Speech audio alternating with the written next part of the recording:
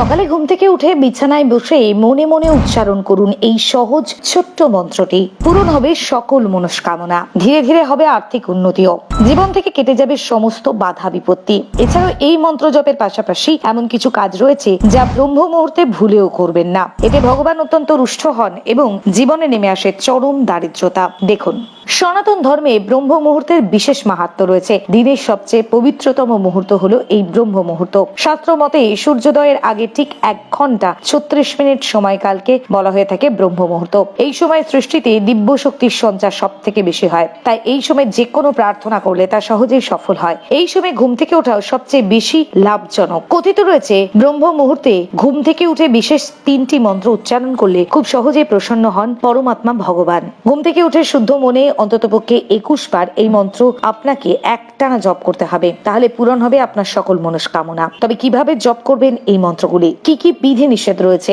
চলুন বিশদে জেনে নেওয়া যাক। ব্রহ্ম মুহূর্তে উচ্চারিত প্রথম মন্ত্রটি হলো ওং হুং ফট।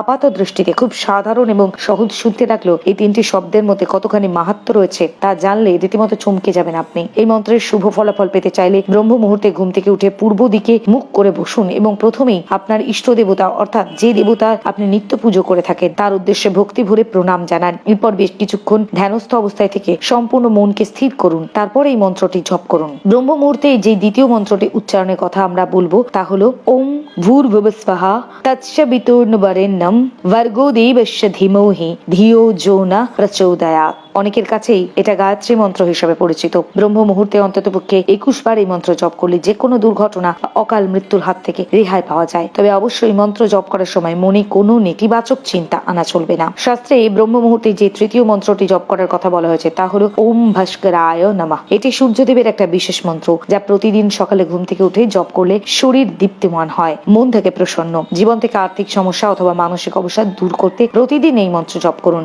এই মন্ত্র জপের পাশাপাশি এমন কিছু কাজ রয়েছে যা ব্রহ্ম মুহূর্তে করা উচিত নয়। মনে করা হয় কাজগুলি করলে কখনো আর্থিক উন্নতি হয় না, সংসারে দারিদ্রতা লেগে থাকে। 1. খাবার খাওয়া। ব্রহ্ম মুহূর্তে কখনোই খাবার খাওয়ার মতো ভুল করবেন না, এটি আপনাকে চিররুগ্ন করে তুলতে পারে। 2. দুর্ব্যবহার। ব্রহ্ম মুহূর্তে ঘুম থেকে উঠে কখনোই কারোর সাথে খারাপ ব্যবহার করবেন না, এতে ঈশ্বর অত্যন্ত রুষ্ট হন, ব্যক্তির জীবনের দারিদ্রতা নেমে আসে। 3. নেতিবাচক চিন্তা ভাবনা। সকালে ঘুম থেকে উঠে অর্থাৎ ব্রহ্ম মুহূর্তে আমরা যে ধরনের চিন্তা করি তার প্রকাশই আমাদের জীবনের লক্ষ্য করা যায়, তাই এই সময় সর্বদা পজিটিভ চিন্তা করুন, মনে কোনো রকমের খারাপ ভাবনা আনবেন না। 4. করতল দর্শন। ব্রহ্ম মুহূর্তে ঘুম থেকে উঠে কখনোই বিছানা থেকে সরাসরি মাটিতে পা দেবেন না, বরং তার জায়গায় প্রথমে ধরিত্রী মাতাকে প্রণাম জানান এবং করতল দর্শন করুন। হিন্দু ধর্ম এবং শাস্ত্র অনুযায়ী এই সময় করতল দর্শন করে মন্ত্র জপ করলে দেবী লক্ষ্মী, দেবী সরস্বতী এবং ব্রহ্মদেবের আশীর্বাদ লাভ করা যায় সহজেই।